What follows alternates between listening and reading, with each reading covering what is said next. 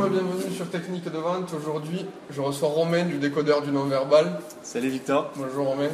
Alors, est-ce que tu pourrais te présenter un petit peu pour notre audience? Très bien, alors effectivement je suis Romain, le décodeur du non-verbal. Je tiens un blog depuis 2011 sur ce sujet de la communication non-verbale. Communication non-verbale, vous devez sûrement en avoir entendu parler parce qu'on parle aussi de langage du corps, de langage corporel, de body language pour les anglophones qui nous écoutent. Et en fait, ce que je fais, moi, c'est que j'aide mes clients à développer cette intelligence non-verbale, c'est-à-dire que je leur apprends à avoir plus de charisme et à avoir plus d'impact dans leur gestuelle, dans leur communication qui s'exprime à travers leurs gestes, leurs postures, leurs expressions faciales. Et je leur apprends aussi à développer ce côté empathique qui dans les relations est vraiment une qualité essentielle, à savoir développer l'empathie en décodant la gestuelle de leurs interlocuteurs pour savoir ce qu'ils ressentent et ce qu'ils pensent au final. Donc vous aurez compris l'intérêt direct et le lien avec les techniques de vente. Donc est-ce que tu pourrais nous dire qu'est-ce qui t'a poussé, qu'est-ce qui t'a amené à étudier en fait le décodage du non-verbal? Oui. À la base, je suis ingénieur physicien. Donc il y a quand même un certain delta, un certain gap entre la physique et la communication verbale qui fait plus partie des sciences sociales, cognitives ou psychologie. Et en fait, à cette époque où j'étais en école d'ingénieur, j'avais quelques difficultés de relations, des interactions. Clairement, elles pouvaient s'améliorer, que ce soit pour se faire des amis, trouver une copine, et puis même dans mes entretiens d'embauche, enfin toutes ces questions qu'on se pose quand on est étudiant. Et c'est à cette même époque que je me suis intéressé fortement au développement personnel, à savoir qu'est-ce que je peux apprendre d'auteurs de bouquins qui vont me permettre d'améliorer ma vie. Et notamment la communication a été un des domaines où clairement je pouvais m'améliorer. Et plus particulièrement, il y avait ce domaine de la communication non verbale, donc de l'étude de la gestuelle, qui me permettait de développer ce côté empathique, de pouvoir prendre des décisions en toute connaissance de cause, mais aussi de m'améliorer dans ma communication, dans ma gestuelle, pour avoir plus d'impact. Donc je me suis intéressé à ce sujet-là, et figure-toi que dans cette approche, si tu veux, quand j'ai commencé à m'intéresser au sujet, en France, il y avait très peu d'ouvrages qui m'intéressait vraiment, ou du moins très peu d'ouvrages qui avaient cette approche scientifique, parce qu'à la base je suis ingénieur physicien, donc j'aime bien quand les choses sont assez carrées, je suis un peu cerveau gauche, et donc quand j'ai commencé à m'intéresser au sujet, j'ai pas trouvé d'ouvrage qui me correspondait vraiment, et j'ai un peu mené l'enquête, notamment aux États-Unis, au Canada, en Nouvelle-Zélande, à travers des interviews, des experts, des psychologues que j'ai interviewés. Je me suis dit, ce que j'apprends c'est assez génial, pourquoi pas faire un blog, le décodeur du non-verbal, sur lequel je retrace cette histoire. Et de fil en aiguille, je me suis rendu compte que beaucoup de gens adhéraient aussi à ce mouvement d'une compréhension du non-verbal à la fois scientifique mais surtout pratique qu'on peut utiliser dans la vie de tous les jours. Et donc c'est comme ça que le projet, le décodeur du non-verbal, s'est lancé. Et de fil en aiguille, j'ai commencé à devenir formateur, à faire des formations et à aider donc, mes clients à développer cette intelligence non-verbale. D'accord. Voilà pour l'histoire. Donc c'est vrai que la communication est à la base de nos interactions. Donc avoir des outils efficaces, c'est toujours bon à prendre, surtout en technique de vente. Donc est-ce que tu pourrais nous donner quelques conseils justement pour être un bon communicant à travers nos gestes? Oui. En fait, il y a, en tant qu'être humain, on fonctionne de manière assez simple et on a tendance à apprécier la compagnie de personnes qui s'intéressent à nous. Si tu veux, trop souvent, on a certaines personnes ont cet ego assez développé où ils parlent d'eux, c'est toujours eux, et au final, tu te rends compte que ce sont les gens les plus seuls. Alors c'est peut-être pour ça qu'ils parlent beaucoup d'eux, c'est parce qu'ils se sentent seuls. Et dans une communication, la communication elle va dans les deux sens, c'est-à-dire qu'on émet un message mais aussi on le reçoit. Et j'ai remarqué que plus on fait en sorte de recevoir le message des autres, plus on fait en sorte de s'intéresser aux autres, plus finalement on communique mieux et plus finalement on a des relations épanouies, que ce soit sentimentales, que ce soit amicales, mais aussi professionnelles dans des interactions de vente par exemple. Et ça, tu peux le faire effectivement en t'intéressant aux autres, mais tu peux le faire dans ta gestuelle. Typiquement, des personnes qui vont te parler, tu peux les encourager à parler par ta gestuelle.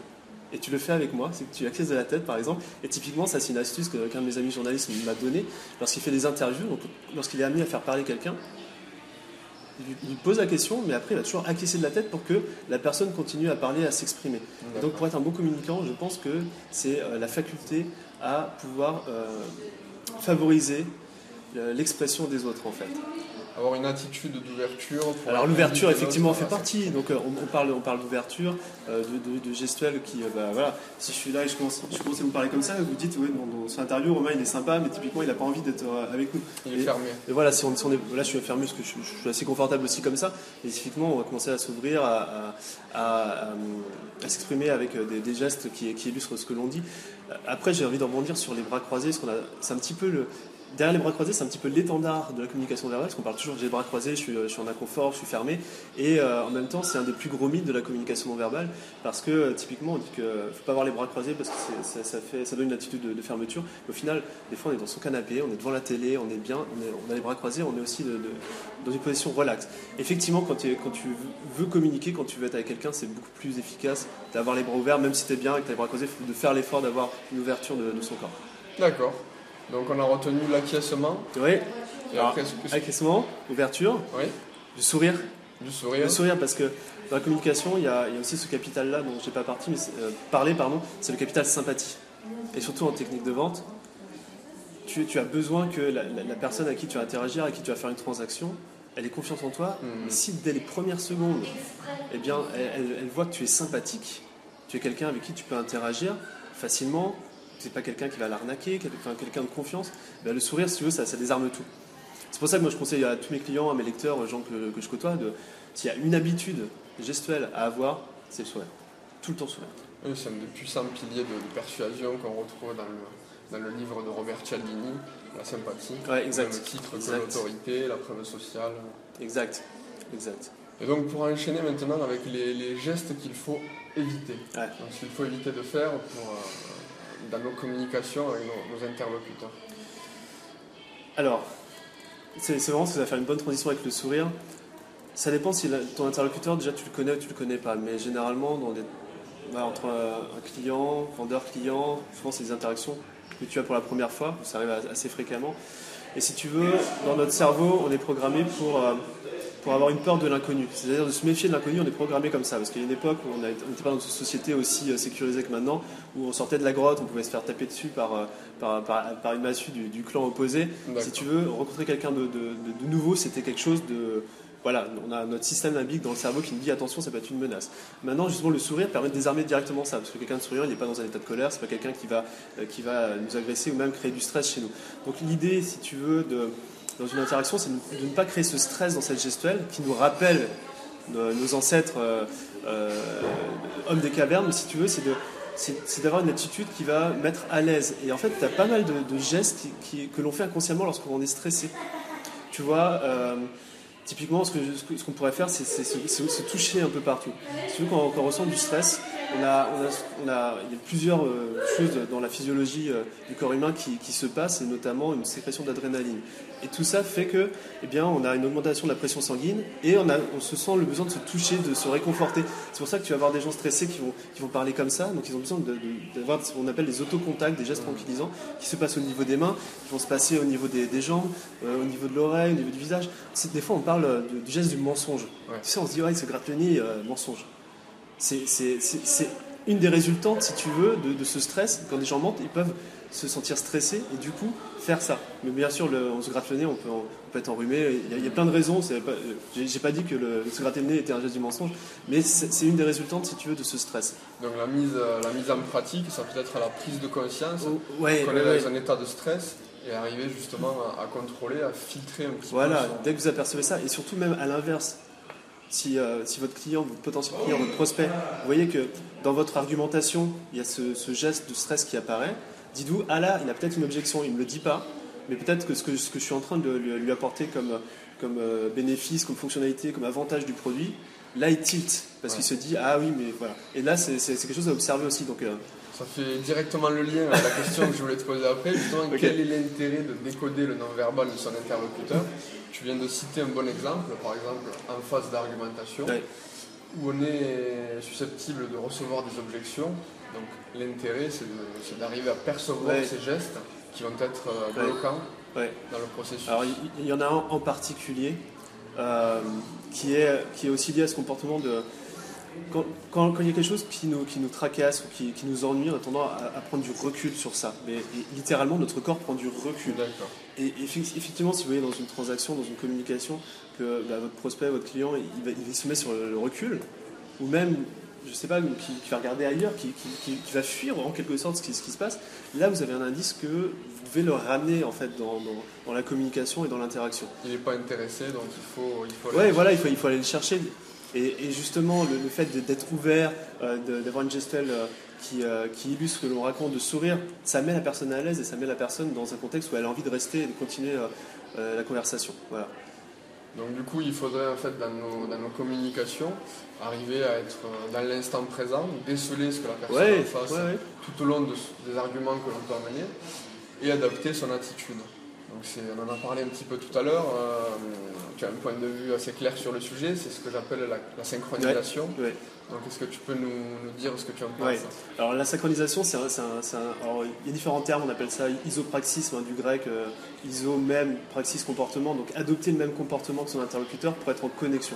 Il y a un élément qui est assez intéressant, c'est que la façon dont on pense ou ce que l'on ressent se reflète à travers notre corps. C'est-à-dire que c'est le décodage de la gestuelle, on exprime à travers nos gestes ce que l'on ressent et ce que l'on pense. Mais l'inverse est tout aussi vrai, c'est-à-dire qu'on peut adopter une gestuelle pour justement changer l'état d'esprit que l'on a. Et dans les techniques de vente, il y a ce terme de synchronisation qui consiste à justement adopter le même comportement gestuel que son interlocuteur pour justement se mettre dans le même état d'esprit que lui et être en phase connectée. C'est un des principes fondamentaux de la communication verbale, c'est lorsque deux personnes se sentent bien, lorsqu'elles sont on a quasiment les mêmes positions, c'est parce qu'on se connaît aussi depuis pas mal de temps et que voilà, ça nous fait plaisir de faire cette interview, on est en connexion, on a la même position quasiment. Et justement, dans les techniques de négociation ou de vente, on apprend à être en synchronisation et à adopter le même comportement pour connecter. Donc toujours dans cet esprit de ramener le client, le prospect dans la conversation. Et en fait, pourquoi tu as dit, on a discuté, que j'ai un avis assez tranché sur la question, c'est que parfois, le fait de vouloir synchroniser sa gestuelle avec son interlocuteur crée ce facteur qui est non authentique. Et dans une communication, ce que l'on cherche surtout, c'est d'avoir quelqu'un d'authentique. On n'a pas envie d'avoir un robot en face de soi. On n'a pas envie d'avoir quelqu'un on sent qu'il calcule sa gestuelle. On a envie d'avoir une transaction comme si c'était avec un ami, avec quelqu'un de confiance. Et c'est pour ça que j'ai un petit peu un recul sur la synchronisation. Certes, si tu constates la synchronisation, c'est que tu te dis, là c'est un élément qui te dit, ouais, je suis sur la bonne voie. Et ça marche en vente, ça marche en séduction. Hein. Quand tu es avec une fille que tu rencontres, tu as un date et dans la conversation, vous avez les mêmes mouvements en hanche, la même gestuelle, c'est que tu synchronises et que tu es sur la bonne voie. Mais justement, moi je suis pour garder ce côté authentique. C'est peut-être à utiliser avec parcimonie. Arriver à déceler si l'interlocuteur en face, suivant sa réaction, est-ce qu'on peut se synchroniser avec lui ou est-ce qu'il vaut mieux éviter pour justement pallier à ce facteur d'authenticité. Voilà, donc vraiment parcimonie, tu as complètement raison, c'est d'en être conscient, déjà d'être conscient que si votre interlocuteur a la même position que vous, c'est cool, vous avez fait votre travail, et puis garder cet authentisme, même si vous le faites, garder un authentisme dans la façon de le faire. Voilà. On a répondu à la question là, je pense. Je pense qu'on a répondu à la question, on a donné pas mal d'éléments. Donc du coup, quel a été ton chemin de développement personnellement pour t'améliorer au quotidien dans tes gestes? Ouais. Alors, j'ai d'abord eu un développement de décodage de la gestuelle avant d'avoir eu un développement personnel sur comment je me comporte. Tu t'es d'abord concentré sur les autres avant Ouais. J'ai détaillé tout ça, mais si tu veux, la gestuelle, ce que j'expliquais au tout début de l'introduction, c'est moi j'ai ce slogan, cette devise d'aider mes clients à déployer leur intelligence non verbale. Et l'intelligence non verbale, c'est à la fois de décoder, donc développer cette empathie en connectant avec ses interlocuteurs et aussi avoir une attitude qui impacte. Donc c'est ces deux piliers. Et donc effectivement, avant de développer mon attitude corporelle, j'ai d'abord cherché à comprendre comment ça marchait en décodant les autres. Et une des devises de mon blog, c'était de tester tout ce que j'apprenais. Il y a beaucoup de choses qu'on peut lire sur le sujet. Des fois, je pense que ce sont des véritables poètes qui écrivent sur ce sujet. Ça peut être un peu mystique, un petit peu ésotérique. J'ai cette approche assez pragmatique de scientifique de tester ce que je lis et d'ensuite de l'enseigner. Donc tout ce que j'écrivais sur le blog, je le testais. Donc j'avais un carnet, alors un peu plus petit que celui que tu as là, mais où j'observais, que ce soit dans le métro, que ce soit en situation sociale avec mes amis, avec ma famille, à la gare c'est génial pour observer les gens, parce que tu as des gens qui ne sont pas contents des grèves, et puis tu as des gens qui sont très heureux de partir en vacances. Donc tu as vraiment tout ce panel de gestuels, et j'ai pendant, alors ça fait 6 ou 7 mois, vraiment consciemment, chaque jour, noté ce que j'observais et comparer. Donc j'ai d'abord eu cette approche de comprendre la gestuelle des autres, pour après me dire, il y a des éléments qui font que, eh bien, je devrais les intégrer dans ma propre gestuelle. Et pour garder toujours cet esprit authentique, je ne suis pas d'avis de se dire, je change complètement du tout au tout. Parce qu'on perd encore cet authentisme dans la relation. Mais j'ai une approche qui est très liée au développement personnel, de se dire pendant 30 jours, je vais tester, je je vais tester de sourire à la boulangère, de sourire au conducteur du bus, de sourire à tous les gens que je croise, pour voir l'impact. Et il y a des choses comme ça, des éléments qui sont... tu sens dans la réaction que les gens ont un retour en fait positif.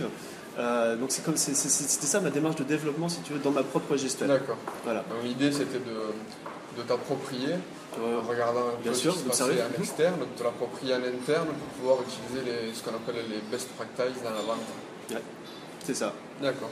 Donc du coup, c'est ce que tu conseillerais si quelqu'un souhaite s'améliorer en communication non verbale, ça serait d'abord d'observer un petit peu à l'extérieur ce qui se passe et d'essayer de se l'approprier. Ouais. Tu peux aussi commencer directement par cette phase parce que moi j'ai fait ce travail de savoir qu'est-ce qui marche, et mes clients aussi, du coup ça a été testé. Donc maintenant il n'y a peut-être plus besoin de faire ce travail essentiel de décoder si tu veux améliorer ta gestuelle. D'accord. Cependant c'est un petit peu deux piliers qui évoluent en même temps. Si plus tu comprends la gestuelle de l'autre, plus tu comprends la tienne, plus tu sais quoi faire chez toi. Par contre ce qui est essentiel, c'est pas de se dire du jour au lendemain je change, pour pas que ce côté authentique disparaisse. Et de se dire, ok, si vous êtes quelqu'un qui n'est pas forcément expressif au niveau facial, c'est toujours bien de laisser transparaître les émotions, et surtout les émotions positives. Si vous n'avez pas l'habitude de le faire, j'ai rencontré quelqu'un récemment qui avait l'air très sympa, mais qui n'exprimait rien. Et on ne savait pas si elle était contente, si elle était triste, si elle était en colère, on ne savait pas. Et c'est très déstabilisant d'interagir avec des gens comme ça. Et ça ne nous donne pas envie d'aller vers ces personnes-là. Donc l'idée, c'est d'essayer de chaque jour de commencer par le sourire. Voilà, je ne sais pas si vous êtes familier, si Victor vous a parlé de la loi de Pareto sur le blog, mais c'est vraiment les 20% de la gestuelle que vous pouvez adopter qui va amener 80% des résultats, c'est le sourire, tout simplement. On en parle souvent dans la prise de contact qui conditionne 80% du résultat, alors que c'est une phase très courte. Donc on n'a pas l'occasion de faire deux fois une bonne première impression. Il y a du Pareto aussi dedans, 20-80. Il y a toujours du Pareto. Le Pareto se mange à toutes les sauces. Donc selon toi, quelle est la méthode, une méthode concrète pour nos lecteurs, s'ils souhaitent améliorer leur communication non verbale? Leur propre méthode, ce que je pourrais dire, c'est que j'ai du contenu sur le blog pour essayer pour faire ça. J'ai notamment une formation gratuite, si ça vous intéresse, peut-être que tu mettras le lien sous... Je mettrai le lien de la formation, justement, le kit du décodeur du non verbal. Voilà, où justement, déjà c'est je pense qu'il y a trois étapes. C'est d'avoir conscience de la gestuelle qui impacte, donc ça vous venez sur le blog et vous en aurez connaissance rapidement. Ensuite, c'est aussi d'avoir cette ouverture d'esprit, de se dire, je connais plein de gens, quand je leur parle de mon métier, ils se disent oui mais ça n'existe pas. Nous on est dans une société où peut-être seulement en France, je ne sais pas, où on est très focalisé sur les mots, on est très focalisé sur le technique, tout ça, et pas trop sur l'humain, sur les compétences douces, sur les compétences un petit peu les soft skills qu'on appelle en anglais. Et déjà, une fois que vous connaissez la gestuelle, c'est d'avoir l'ouverture d'esprit de vous dire, bah oui, effectivement, je teste, j'essaie de voir si ça marche et s'il y a un impact dans ma vie. Donc, et après, c'est d'appliquer en fait. Et en fait, il n'y a pas de secret parce qu'on peut connaître tous les livres de la Terre entière. Si on ne met pas en application ce qu'il y a dans les livres, finalement, notre vie ne change pas et notre comportement ne change pas et nos résultats ne changent pas. Donc, si j'ai quelque chose à vous dire, c'est de prendre une première action. Et peut-être que la première à faire, c'est peut-être de venir sur le blog. Je ne sais pas si vous voulez améliorer votre communication verbale. Ou sinon, si c'est plus sur les techniques de vente, c'est dès que Victor vous donne un conseil, c'est de l'appliquer dans vos interactions. J'insiste souvent là-dessus, mais effectivement, on peut passer sa vie à apprendre les théories. Si on ne les met pas en pratique, on n'obtient pas de résultats. Donc du coup, ça fait le lien. Comment on peut te retrouver? Donc si des lecteurs souhaitent te trouver, c'est le blog. Le mieux, c'est soit sur le blog qui s'intitule Le décodeur du non-verbal. Et sinon, vous pouvez venir sur YouTube. En ce moment, je suis en train de publier une centaine de vidéos gratuites de formation. Donc si vous tapez décodeur du non-verbal sur YouTube, vous pourrez aussi me trouver facilement. J'ai la même tête sur les vidéos, donc a priori, vous allez me trouver facilement. On mettra le lien, donc c'est la série Un jour, un geste. C'est ça, donc chaque jour, je vous explique un geste, une attitude, un comportement que vous pouvez décoder. Donc je vous invite vivement à aller voir ce que Romain fait. C'est très pertinent et il y a un lien direct avec les techniques de vente et ça vous aidera à avoir de meilleures communications avec vos interlocuteurs, avec vos prospects, vos futurs clients. Donc écoute, je te remercie Romain. Avec grand plaisir. Et puis, la poignée de main, très bien pour conclure un deal aussi, c'est la gestuelle. La poignée de main pour conclure le deal, une poignée de main ferme. De ferme. Je vous remercie et je vous dis à très bientôt sur Technique de vente. Au revoir.